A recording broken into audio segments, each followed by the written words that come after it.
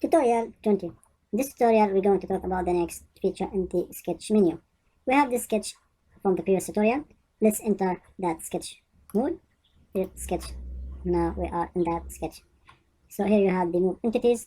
Let's activate and move the entities we want. So let's select all these and all these as well. So we have all these entities selected. Now let's move them. So here from 2, let's activate the parameter of movement.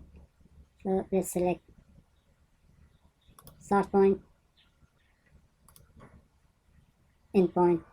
So you are moved that selected entities to that point, new point. So again, let's select the entities. We can make Ctrl A, that we can select everything. Let's move entities, start point, it's this one, and let's make the end point the, for example, the origin.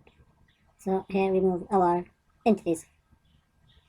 But as you notice, we moved the entities, we didn't keep the original ones.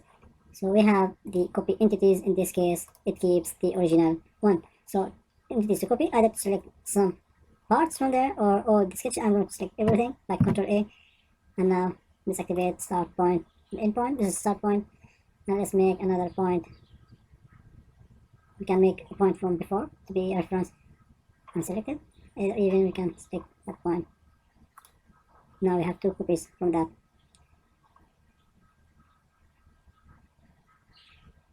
So this also can do the work of linear pattern in case the linear pattern didn't work, it was complicated to move some instances in some different places or direction.